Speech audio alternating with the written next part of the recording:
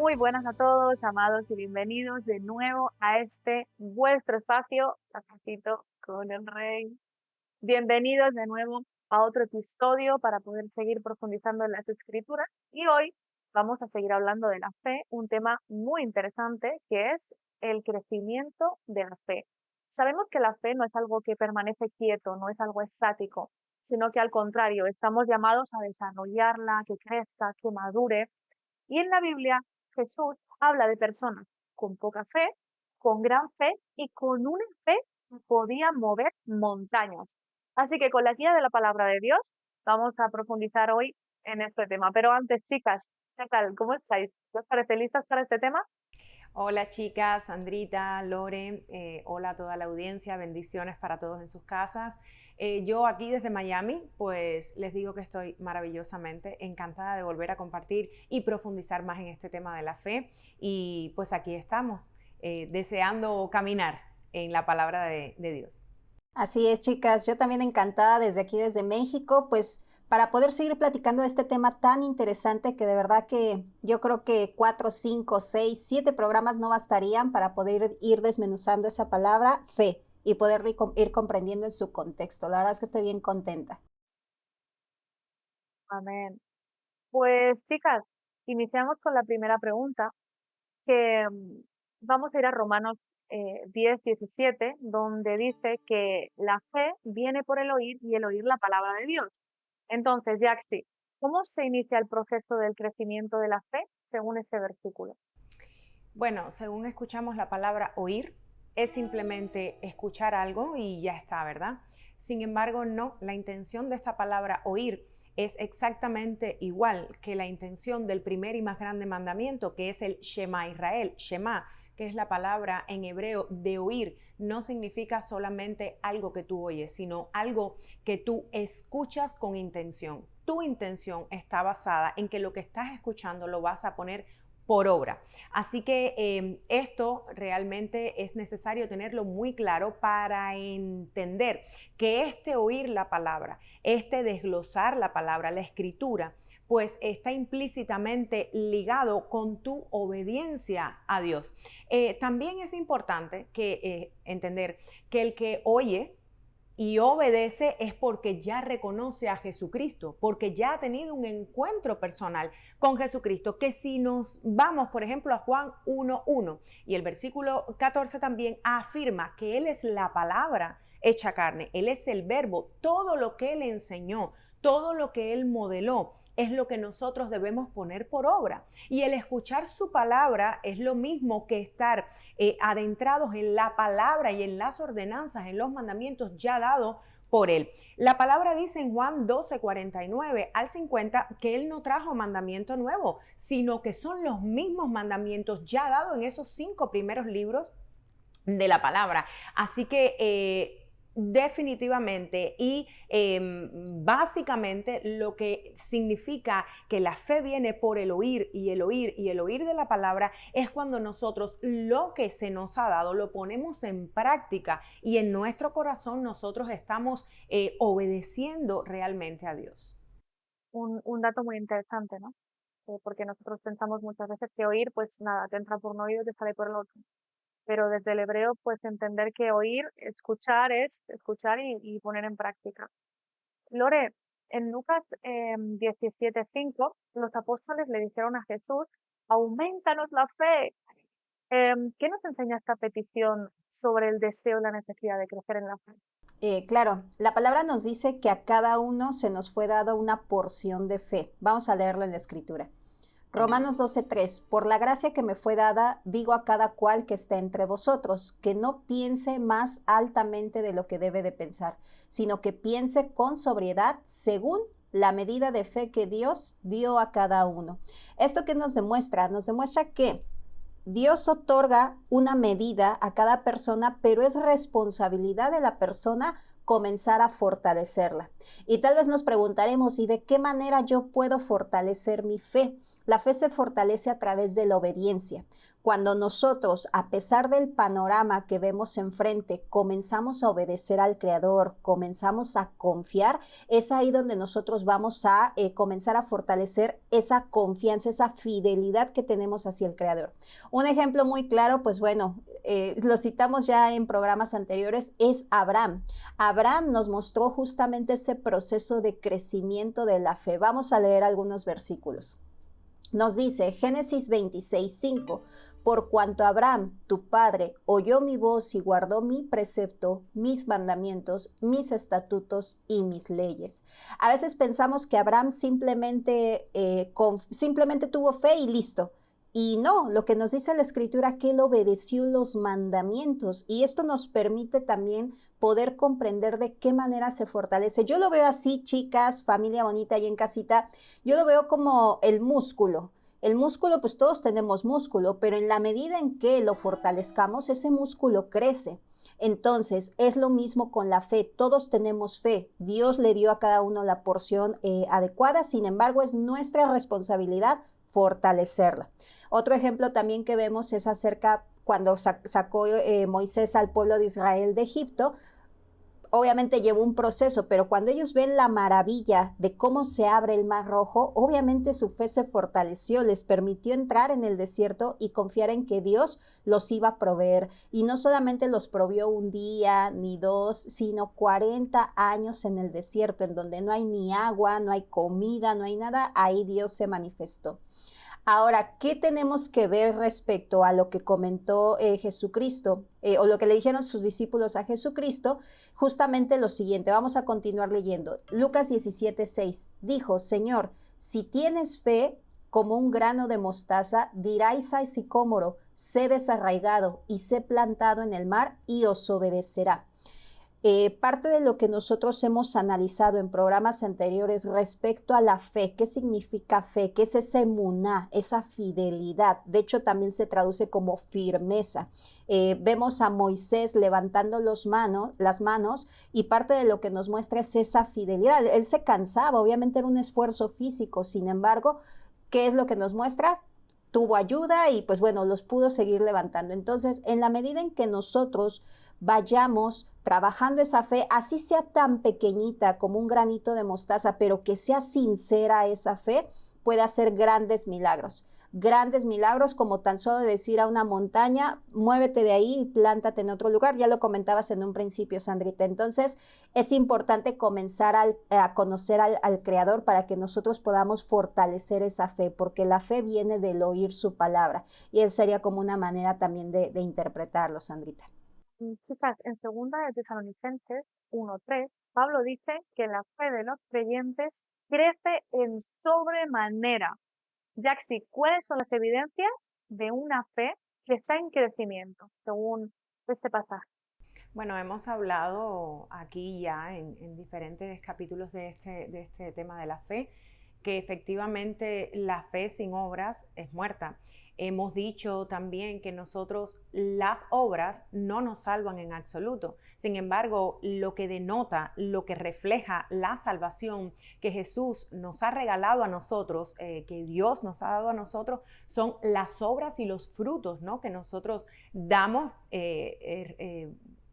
concretamente en nuestras vidas, el testimonio. Así que aquí Pablo está hablando, por ejemplo, que la fe va creciendo. La fe, como bien lo acaba de decir Lore, como lo has dicho tú, como lo hemos dicho en capítulos anteriores, en episodios anteriores, significa la obediencia que nosotros tenemos a Dios. Y también está hablando el amor abunda entre ustedes. O sea que cuando una persona realmente tiene a Jesús en su corazón, lo primero que hace en su vida es obedecer. Y lo segundo, sin duda alguna, es tener amor para con los demás. Así que esos frutos se van reflejando en la comunidad completa. Pero vamos a ver aquí las evidencias claras y contextos bíblicos también de cómo un creyente puede reflejar esto. La compasión y la justicia. En Miqueas 6:8, hacer justicia, amar, tener misericordia y caminar humildemente. La confianza en medio de la prueba, precisamente como Abraham, que también lo comentaba Lore, Génesis 22, la fe que confía sin ver. El crecimiento en medio de la comunidad no es individualista, sino que pensamos en los demás.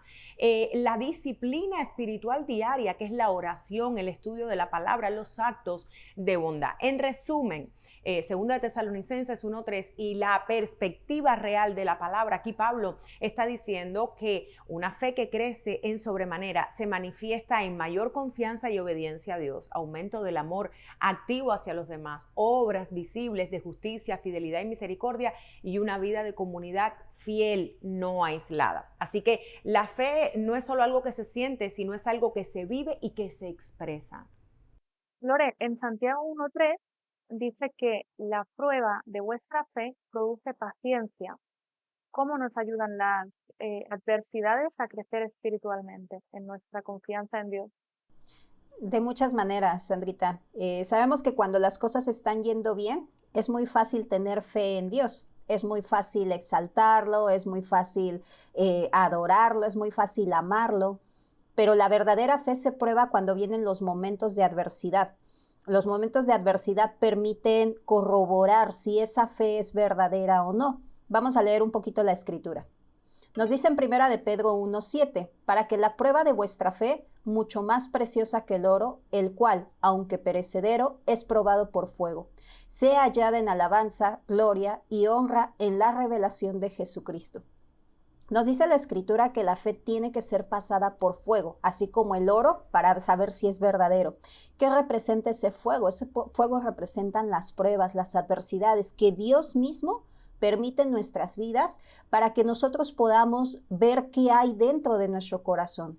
Las pruebas no son para que a ver qué sale de nuestro corazón y que Dios vea. No, Dios escudriña nuestros corazones. Él sabe cómo vamos a actuar. Jesucristo mismo le dijo a Pedro, de cierto te digo que hoy me negarás 3 veces.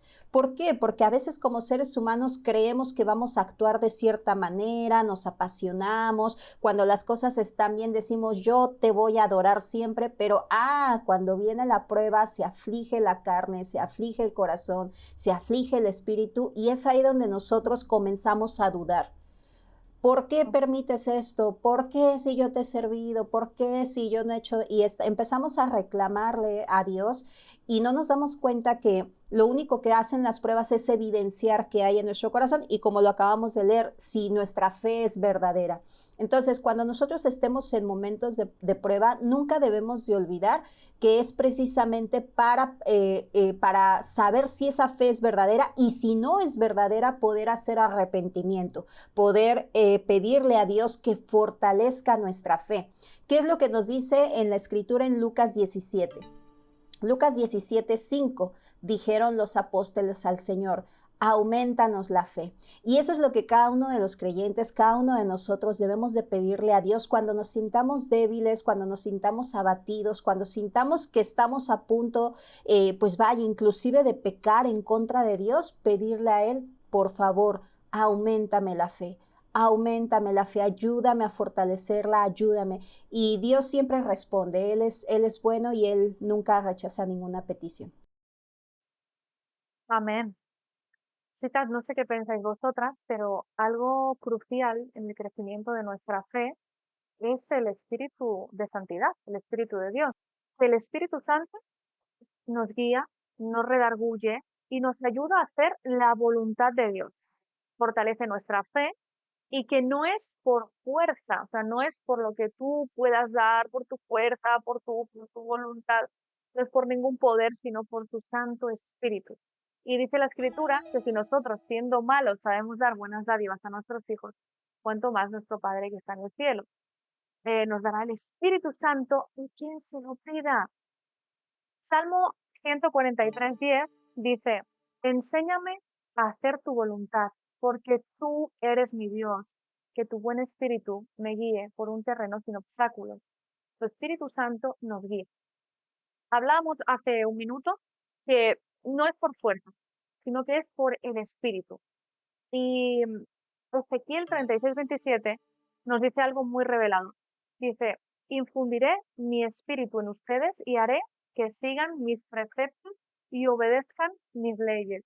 O sea, realmente Dios nos está diciendo que es por el Espíritu que Él pone en nosotros que vamos a poder obedecerle.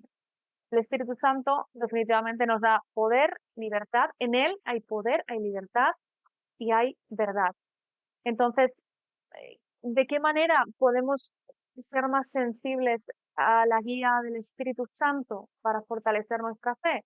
Pues en la oración, en el estudio de la Escritura y en la obediencia a sus mandamientos. Pero sí, el Espíritu Santo juega un papel crucial, amados, para nuestro crecimiento de la fe. Realmente es por su Espíritu, no por ninguna otra cosa. Si no tenemos su Santo Espíritu, no vamos a poder llevar a cabo la voluntad de Dios. Yaxi, estamos comentando ahora que la lectura de la Escritura, junto con la oración, junto con la obediencia a los mandamientos de Dios, son una de las cosas claves. Además de la lectura bíblica, ¿qué otras prácticas espirituales fortalecen nuestra fe de manera diaria? Por ejemplo, lo que conocemos, el ayuno, la oración, ¿cómo contribuye eso al desarrollo? Bueno, para mí algo muy importante es la comunión con Dios. Em, Cuando nosotros no oramos, no tenemos tiempo de comunión, existe una desconexión completa y clara de la fuente. Y nosotros, como bien lo decías tú, el Espíritu Santo de Dios que habita en nosotros es quien nos lleva a la obediencia, es quien nos lleva a querer estar pegaditos a Él, es quien nos lleva al entendimiento de la palabra que estamos leyendo. Pero si nosotros no tenemos comunión con Dios, nosotros realmente no podemos conocer cuál es la voluntad de Dios para nuestras vidas o el corazón de Dios para nosotros. Es, y ya lo hemos dicho aquí, como cuando tenemos una relación matrimonial, una relación con nuestros hijos, una relación en general con alguien que amamos, que queremos conocer más de esa persona, queremos tener más intimidad con esa persona. Por otra parte, la oración es una forma de obediencia y sumisión a Él. Nosotros le estamos diciendo, al igual que el ayuno, nosotros le estamos diciendo a Dios que aunque no tengamos ganas, aunque como Lore decía, tengamos momentos difíciles y realmente no tengamos ninguna ganas de orar o estemos decepcionados, cansados, nuestra carne, esa inclinación al mal que muchas veces quiere dominarnos y que vive en nosotros, nosotros la doblegamos obedeciendo a través de la oración. En medio de esa oración, cuando nosotros accionamos, o sea, empezamos a hablar y a decirle a Dios, confesar, la confesión es muy buena en nosotros, pero la confesión a Él, decirle, sabes que no puedo, sabes que estoy cansada, sabes que tengo problemas y no sé cómo solucionarlo, pero yo sé que en ti puedo lograrlo. Eso es parte de la sumisión y es parte de la obediencia y también la comunicación. Porque sí, Dios se revela en medio de la oración a nuestras vidas de millones de formas. Él lo hace de muchas maneras sin que nosotros a veces lo podamos escuchar audiblemente como se oía antiguamente, pero sí se revela en nuestras vidas y sí es capaz de en medio de la oración manifestarse en nosotros. El ayuno, por ejemplo. El ayuno es un tiempo en el que nosotros doblegamos completamente nuestra carne y vamos a ir un momentito a textos bíblicos que nos ayuden con esto. Por ejemplo, en Isaías 58:6 Dios nos deja claro qué es el ayuno que Él quiere. No es más bien el ayuno que yo escogí, desatar ligaduras de impiedad. O sea, el eterno Dios no le interesa que nosotros dejemos de comer, por ejemplo, simplemente porque hoy tocó hacer ayuno en la congregación o porque hoy me dijeron que tenía que hacerlo. No, el ayuno es algo que tú haces de tu voluntad, por amor, entendiendo que tú le estás entregando a Él esta carne que es pecaminosa para decirle, hoy te entrego a ti todo lo que soy y aflijo mi corazón. Lo que Él quiere es la aflicción de tu corazón, de tu alma, de todo tu ser, para decirle a Él, quiero que te entrones tú en mi corazón y que seas tú el que guíes toda mi vida. Así que por ejemplo, en Hechos 13:2-3, en la comunidad de Antioquía, ayunaron y oraron antes de enviar a Pablo y a Bernabé. El ayuno nos enseña a depender, como bien tú lo decías, Sandrita, del espíritu y no de la carne. También agudiza nuestro discernimiento espiritual y fortalece la obediencia. Todo lo que sea la comunión con Dios nos va a ayudar a fortalecer nuestra fe y a crecer en Él. Amén. Lore, Hebreos 12:2 nos llama a poner los ojos en Jesús, el autor y consumador de la fe. ¿Pero qué significa esto en términos prácticos? Claro, a lo largo de toda la escritura, principalmente en los primeros libros de nuestra Biblia, vamos a ver que Dios ha dejado instrucciones en cómo debemos de comportarnos. Ahí tú vas a poder descubrir cómo ser buen hijo, buen hermano, buen vecino, buen esposo, buena esposa. Ahí Dios dejó, yo le llamo un manual de instrucciones para bendición. Es una cosa hermosa. Sin embargo, a lo largo de toda la escritura nos vamos a dar cuenta que su pueblo en múltiples ocasiones olvidaba esas instrucciones o se rebelaba en contra de Dios. Tenemos un ejemplo, la época de los jueces. Nos dice la escritura que mientras había un juez era quien conocía perfectamente la voluntad de Dios. Mientras había un juez, el pueblo estaba en armonía, estaba en paz, estaba en bendición.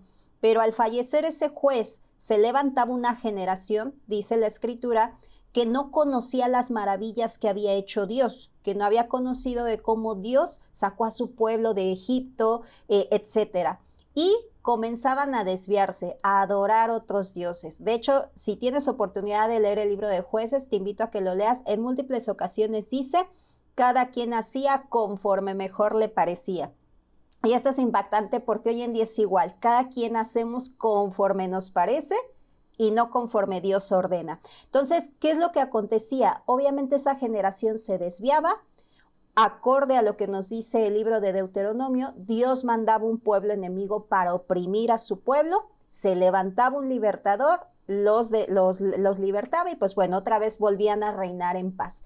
Entonces, a lo largo de toda la escritura, chicas, familia bonita y en casita, vamos a ver múltiples ocasiones eso, el pueblo desviándose. Regresando a tu pregunta, Sandrita, no, Jesús vino a ponernos un ejemplo de cómo se tiene que llevar a cabo esas instrucciones.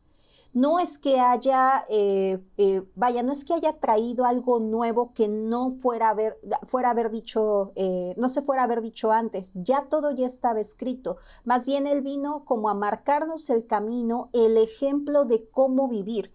Él nos vino a mostrar ser misericordiosos, él nos vino a mostrar en hacer el bien. En siempre buscar la justicia. Nos damos cuenta de esta escena en donde entra en el templo y que ve los mercaderes y cómo se llena de celo, porque a veces también solemos pensar que Jesús era siempre amor, paz y no se enojaba y no, por supuesto que no, cuando se trataba de las cosas santas de su Padre, le llenaba un celo santo, dice la escritura. Entonces, claro que él tenía todas estas características que como creyentes nosotros debemos de imitar.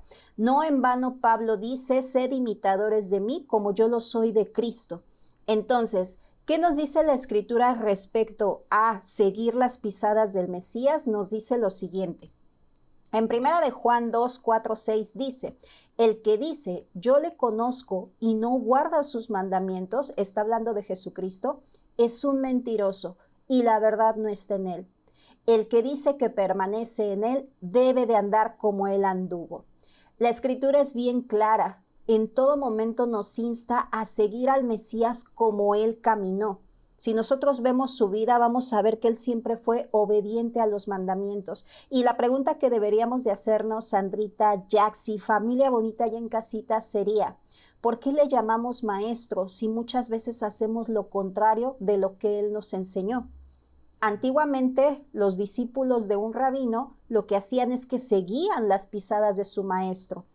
Y hoy en día también lo vemos, ¿no? Si, por ejemplo, en una clase de karate dicen, ese es alumno de tal sensei porque tiene hasta la misma técnica. Se parecen y es lo mismo que nosotros debemos imitar. Entonces, volviendo a tu pregunta, Sandrita, ¿qué es lo que nosotros debemos de ver en Jesús? Su vida tal cual como él la llevó, acorde a las instrucciones que ya se habían colocado desde el principio y hacer las cosas como él nos enseñó. No en vano en el libro de Efesios dice que somos hechura de Jesucristo para las buenas obras que de antemano se prepararon. Sería ese el ejemplo. Muchas gracias, Lore. Y para terminar este cafecito, Jaxi, ¿cómo podemos animar a otros a que quieran crecer en la fe? ¿Qué consejos cotidianos puedes dar a quienes sienten que su fe está débil o está estancada? Bueno, poner nuestros ojos en Jesucristo yo pienso que es lo más importante. Él es el centro de nuestra vida, la razón de lo que somos, el autor y consumador de la fe. Es Él. Él es absolutamente todo. Si nosotros ponemos los ojos en Él, si nosotros oramos fervientemente todo el tiempo, si nosotros sometemos nuestra voluntad y nuestro libre albedrío a Él completamente, nosotros nos vamos a dar cuenta que a pesar de lo que vivamos, a pesar de lo que veamos, a pesar de no tener la respuesta en el momento que queremos, igual Él está al control, sin duda de ningún tipo. La palabra nos dice en Isaías 55, 8, 9, y esto es algo que les dejo a todos por aquí porque a mí me ha servido mucho, porque mis pensamientos no son vuestros pensamientos, ni vuestros caminos mis caminos, dijo el Señor. Así que aquí vemos a un Dios infinito, ante una humanidad muy, muy limitada, pero que siempre está al control y al cuidado. Y si leemos la palabra, que estábamos hablando aquí de la lectura de la palabra, desde Génesis hasta Apocalipsis, vemos cómo incluso hasta el final, en los tiempos más difíciles, Él va a guardar a esos santos, ¿verdad? La perseverancia de los santos, dice Apocalipsis 14, 12, aquellos que guardan los mandamientos de Dios y tienen la fe en Jesucristo, ellos serán guardados, ellos serán cuidados, a pesar de tener que pasar por malos momentos o por vicisitudes, Dios siempre está al control. Jeremías 29, 11, 13 nos dice, porque yo sé los pensamientos que tengo acerca de vosotros, dice el Señor, pensamientos de paz y no de mal, para daros el fin que esperáis. Entonces, realmente yo pienso que mantener nuestros ojos fijos en la meta, y la meta es Jesucristo, nos va a mantener ecuánimes y con una paz que es la que sobrepasa todo entendimiento que viene de Él. Ese es mi consejo. Ay, amén. Qué lástima, se terminó este cafecito. ¿Sabes? Ya se acabó, pero os esperamos, amados, a todos en el próximo. Gracias por haber estado aquí compartiendo este tiempo con todas nosotras. Em, y os animamos a que os llenéis del Espíritu para poder poner por obra aquello que Dios quiere que hagamos, que es obedecerle, y que nuestra fe pueda crecer y fortalecerse. Así que os mandamos muchas, muchas bendiciones. Bendiciones. Hasta el Bendiciones. próximo.